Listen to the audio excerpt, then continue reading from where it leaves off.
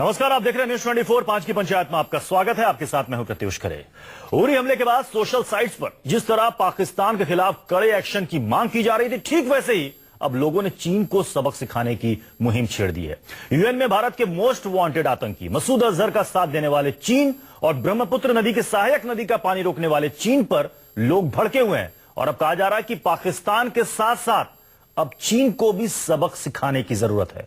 लोग त्योहारों के मौसम में चीन के उन सामानों का बहिष्कार करने की मांग कर रहे हैं जिनका भारतीय बाजारों में पूरी तरह से कब्जा हो चुका है। लाइट्स हो, खिलौने हो, इलेक्ट्रॉनिक सामान हो या फिर मूर्तियां, बाजार में बस मेड इन चाइना की मांग ज्यादा है। लेकिन अब लोग कह रहे हैं कि बहुत हो गया। उरी हमले के शहीदों को श्रद्धांजलि देने के लिए चीन के सामान को खरीदना बंद करो।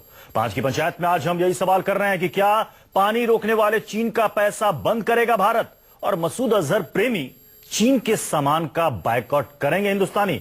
इसी सवाल पर हम आगे बढ़ेंगे, अपने खास मेहमानों के साथ इस पर चर्चा करेंगे। लेकिन पहले ये छोटी सी रिपोर्ट देखिए।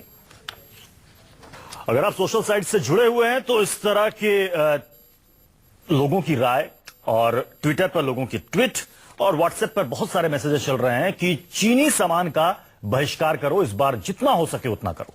हमारे साथ खास मेहमानों का पूरा पैनल जुड़ चुका है, उनसे आपका परिचय करा दूं। हमारे साथ हैं फुनचुक स्टोब्डन जी, एक्सपर्ट हैं चाइना अफेयर्स के।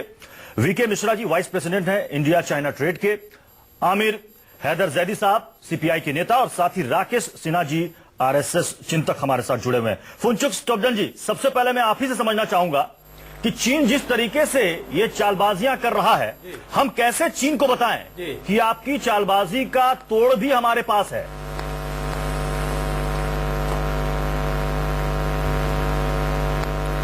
तो उनके चालबाज को आप भी एक चालबाज है, उसको फिक्स कीजिए। आप एक छोटी सी ये देखिए, ये मुझे इको आ रहा है, आई कांट हियर एनीथिंग। ये इसको कम कीजिए। जी, अब ठीक हो गया होगा शायद। फुनचुक जी, आप अपनी बात कंप्लीट करें। हेलो, हाँ हाँ हाँ, ठीक है जी जी। तो उसने तो एक छोटी सी मसूद अजहर को यूज किया, आप इतने में आप घबरा गए हैं। नहीं, मसूद अजहर को उसने पे आप कह रहे हैं कि मैं बाइकआउट कर लूंगा। आपके पास क्या ऑप्शन है कि सारे एक्सेसरी जो, हाँ नहीं, मसूद अजहर को उसने आप कह रहे हैं कि मसूद अजहर को उसने यूज किया, पहली बार नहीं किया, तो कई बार वो कर चुका है चीन। हाँ। और अब वो ब्रह्मपुत्र की सहायक नदी का पानी रोक रहा है। पाकिस्तान ने इससे पहले सिंधु की समीक्षा की जब बात कही थी, सिंधु जल समझौते की, तो उसी वक्त पाकिस्तान धमकी दे रहा था कि हम चीन से कहकर आपका पानी रुकवा देंगे। तो ये तो वही हुआ ना, साउथ एशिया में पाकिस्तान अगर किसी के शय पर उछल रहा है तो उसके पीछे चीन है। तो चीन की दादागिरी तो कुछ कम करनी होगी ना। नहीं, वो कैसे करेंगे आप उसकी दादागिरी को? यही तो मैं आपसे जानना चाह रहा हूं कि क्या होना चाहिए ताकि चीन को भी पता चले कि रिश्ते बराबरी में चलते हैं। आप हर वक्त ये नहीं कह सकते कि अपर हैंड हमारा ही है। देखो, आप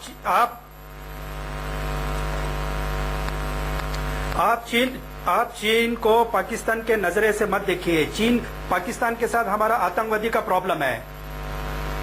चीन के साथ हमारे मसले बहुत बड़े हैं।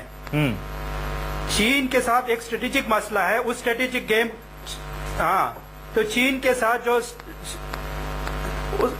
को खेलना आना चाहिए। जब खेलना नहीं आता है, जितना आप मसूद अजहर को चीन के साथ जोड़ोगे उतना आप उसके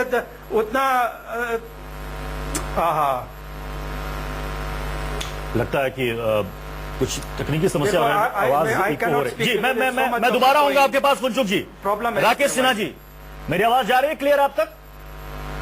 जी राकेश सिन्हा जी, आपने सुना? जी, आवाज आ रही है कि आप पाकिस्तान के नजरिए से चीन को मत देखो, चीन के साथ हमारे रिश्ते अलग है। पाकिस्तान को हम देखते हैं एक आतंकिस्तान के रूप में, और चीन के साथ जो हमारे रिलेशन है उसको पाकिस्तान से जोड़कर ना देखो। लेकिन क्यों ना देखा जाए पाकिस्तान से जोड़कर आज के जो हालात हैं उसमें?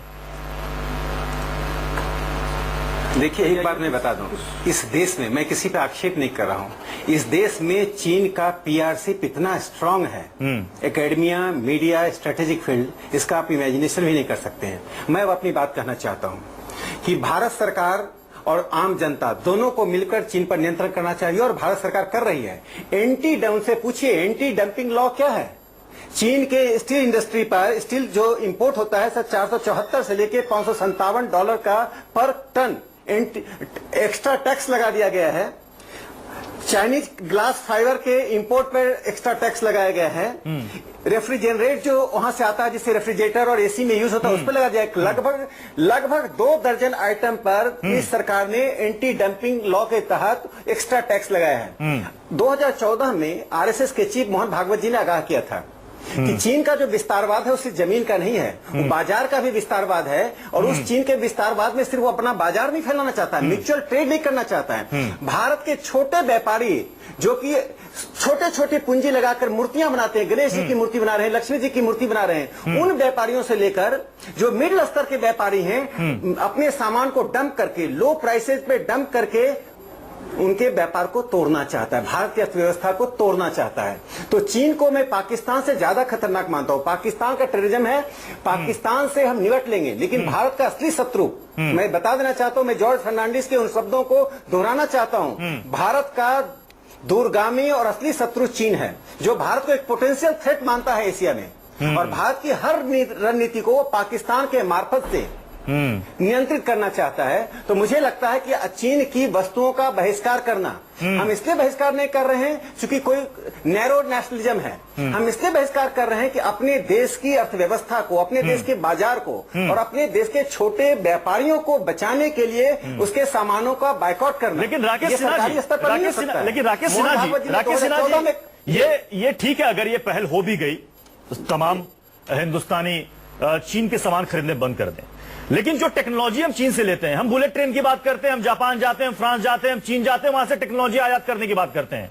अगर हम पहल कर रहे हैं तो उधर भी हम ना कर दें कि आपसे हमें कुछ नहीं चाहिए, आप जो बाजार फैलाने की कोशिश कर रहे हो भारत से उम्मीद मत रखो। देखिए जो बाजार म्यूचुअल आधार पर होता है, जो बैठकर टेबल पर होता है, जैसे मैंने क्या कहा, स्टील इंडस्ट्री को इतने लो प्राइस में बेच रहे थे कि हमारा स्टील इंडस्ट्री का 8,000 करोड़ का पर ईयर घाटा हो रहा था। स्टील इंडस्ट्री का 80% चाइना कब्जा कर चुका था।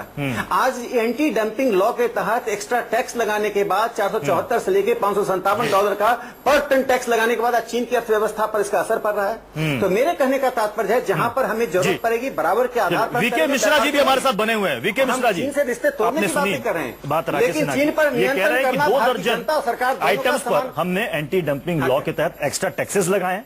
तो चीन जो समझ रहा था कि बड़ी आसानी से वो अपना माल हिंदुस्तान में खपा देगा, बाजार फैला लेगा, हिंदुस्तानी व्यापारी जो है, यहां की अर्थव्यवस्था पंगु हो जाएगी चीन पर, ऐसा नहीं हो पाएगा। आपको लगता है कि इन सब कदमों से चीन सोचेगा, सतर्क होगा कि नहीं, हिंदुस्तान भी ऐसे तोड़ बना चुका है कि अगर हम चाहें भी तो बहुत ज्यादा हम हिंदुस्तान को सामान के तौर पर या अर्थव्यवस्था में अपने कब्जे के तौर पर इस्तेमाल नहीं कर सकते।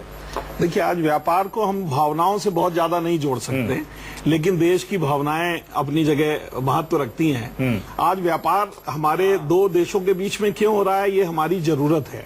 आज भारत सबसे बड़ा 125 करोड़ के आबादी वाला देश है, दुनिया का दूसरा एक मार्केट है। आज चाइना इस मार्केट को क्यों छोड़ देगा? आज WTO को जब हमने साइन किया था तो राकेश जी भी सहमत होंगे उसमें कि WTO के साइन करते वक्त हमको सारी कंडीशंस पता थी, और जब चाइना ने साइन किया तो उसको भी पता था कि मुझे बहुत सारे रिस्ट्रिक्शंस के साथ अब काम करना पड़ेगा। तो जहां 2000 के पहले हमारे बीच में कोई व्यापार सिग्निफिकेंट नहीं था, आज 2000 के बाद वो व्यापार बढ़ता चला गया। और हम केवल लास्ट मोमेंट पे दिवाली के पास आके दिवाली के सामान की बात नहीं कर सकते हैं। ये एक लंबी प्लानिंग की चीज होती है। आज हमारी प्रोडक्टिविटी इतनी खराब है, हमारा प्रोडक्शन इतना कम है हिंदुस्तान में कि 125 करोड़ की आबादी अगर कोई भी चीज डिमांड करती है तो हमें चाइना क्या, हमें किसी भी देश का मुंह देखना पड़ेगा। आप ये कह रहे हैं कि इकोनॉमिक रिलेशन जो चीन के साथ है उस पर हमको फिर से विचार करना पड़ेगा। आज इकोनॉमिक रिलेशंस में चाइना हमारा नंबर 1 व्यापारिक रिश्ता रखता है। आज अमेरिका से भी ज्यादा हमारा $70 बिलियन से ऊपर का व्यापार है दोनों देशों में। उस केस में हम उसको बहुत ज्यादा ब्लेम गेम के साथ नहीं हैंडल कर सकते। हमें पूरी जिम्मेदारी के साथ उसको हैंडल करना होगा। राकेश सिन्हा जी और फुनचुक जी, मैं आपके पास आऊंगा, उससे पहले मैं एक सेकंड राकेश जी, मैं आ रहा हूं। आमिर हैदर जैदी साहब, आपको क्या लगता है? जी राकेश सिन्हा जी, मैं आ रहा हूं, आपके पास फिर आऊंगा। आमिर हैदर जैदी साहब, आपको क्या लगता है कि क्या होना चाहिए चीन के साथ इस वक्त? मेरे मित्र जो कह रहे हैं कि WTO पे जो हमने साइन किए हैं, तो कुछ सोच समझ के हमने किए होंगे, हमारे नेताओं ने उस समय ने सोचना चाहिए था। दूसरे राकेश सिन्हा जी अभी हमारे मित्र हैं और बहुत अच्छे समझदार इंसान हैं। मेरी समझ में नहीं आ रहा कि इन्हें ये फैसला डिसाइड करना चाहिए कि हमारा मित्र देश कौन है और शत्रु देश कौन है। कभी तो पाकिस्तान ज्यादा शत्रु हो जाता है, कभी चाइना ज्यादा शत्रु हो जाता है, तो हम शत्रु ही नहीं पहचान पा रहे हैं। एक शत्रु से हम पार नहीं कर पा रहे। आज फिर अटैक हो गया, उस पे हम बोलने को तैयार नहीं है। और दूसरा शत्रु, हम अभी एक नदी का पानी बंद करने की बात कर रहे थे, हमने तो वो कर नहीं सके, उसने करके दिखा दिया। अब व्यापार के ऊपर आ रहे हैं कि साहब उसका व्यापार बंद कर दीजिए। शायद हम तो करने में मशवरा ही करते रहे, वो कहीं बंद ना कर दे कोई दूसरा मुल्क। अरे भाई, आपको कोई लगता है हिचक है, कंफ्यूजन है, क्या है? सर, इनका कोई माइंड सेट ही नहीं है कि हमें करना क्या है। विदेश नीति भावनाओं से नहीं चलती, व्यापार भावनाओं से नहीं चलता, देश भावनाओं से नहीं चलता। इसके लिए एक परिपक्व सोच होनी चाहिए, एक आइडिया होना चाहिए, एक एजेंडा होना चाहिए। आप कह रहे हैं कि वो परिपक्व सोच नहीं है। चलिए इस बीच हम दिखाते हैं कैलाश विजयवर्गीय, बीजेपी के वरिष्ठ नेता, इन्होंने क्या ट्वीट किया है वो दर्शकों को दिखाते हैं। इन्होंने कहा है कि व्यापारी भाइयों से निवेदन है कि चाहे चीन का माल कितना भी सस्ता हो, मुनाफे से कई गुना अधिक जरूरी है देश की सुरक्षा और देश की अस्मिता। कैलाश विजयवर्गीय का ये ट्वीट है जिसमें वो अपील कर रहे हैं कि चीन का माल इस्तेमाल ना करे कोई। फुनचुक जी, जो बात यहां पर आमिर हैदर जैदी साहब ने कहा कि शायद हमारी नीति उतनी परिपक्व नहीं है, विदेश नीति, आर्थिक रिश्ते चीन के साथ कैसे रखे जाएं, इसको लेकर शायद किसी तरह का कुछ कंफ्यूजन है, कुछ स्पष्ट नहीं है। और ऐसे हालात में सिर्फ भावना से काम नहीं चल सकता कि आप चीन के खिलौने बंद कर दो, चीन की लाइटिंग बंद कर दो, तो उससे बहुत ज्यादा चीन को फर्क पड़ जाएगा। आप क्या मानते हैं फुनचुक जी?